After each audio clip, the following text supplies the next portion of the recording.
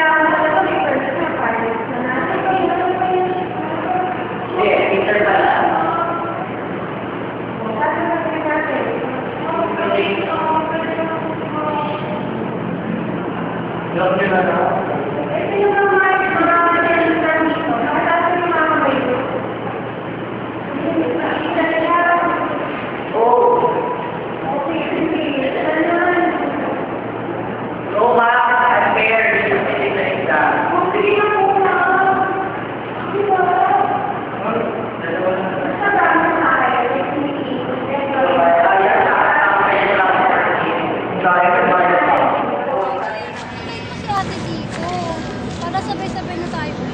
Anong oras na ba? Alam ko kasi uwian na niya eh. Sandali, tatawagan ko ng ate. Hello? Hilda, asan ka na ba? Oo, nandito kami sa Luneta. Pumunta ka ha? Oo, andito kapatid mo. Nahanap ka nga eh. Ate, punta ka dito ah. Oo, narinig mo. Kailangan sipin mo yan. Ate, sabay Magtatampo yan tayo sa'yo. uwi. Narinig mo yan ha? O, sige, hintayin ka na lang namin dito. Na-text na lang kita kung saan banda ha? Okay, sige, bye-bye. Ito naman si Hilda. Snurin yan.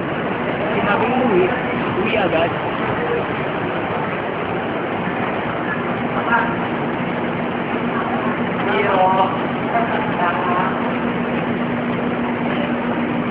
Uy, Hilda! Ulaan ka na naman. Kailangan yan eh. Ikasya ka ba? Ano? Kasi ako, alam mo, kailangan natin yun. Dati niya. Ito mo kasi. Ay, nako.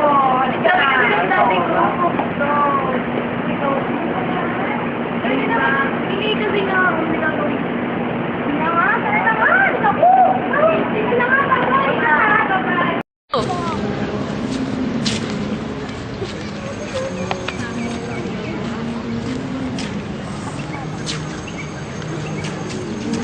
Ate!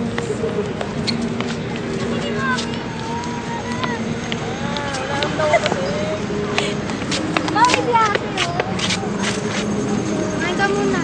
Ano kumain ako? Parang binili sa mami. Hindi na. Kumain ka na. Yan, sabay naman na yung ate mo. Kanina mo pa hindi inubos yan eh. Gusto mo kasabay ate mo eh. Ay na nga yung bag mo para hindi ka mahirapan.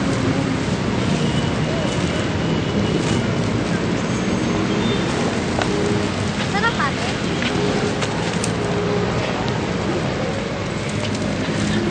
Lo!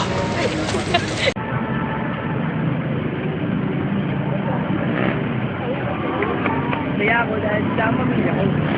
Daan mo, sino to? Papa? Eh, Papa naman eh. hindi kaya. Papa, ikaw yun eh. Ayoko nga. Papa naman. Sige ka nga. Papa!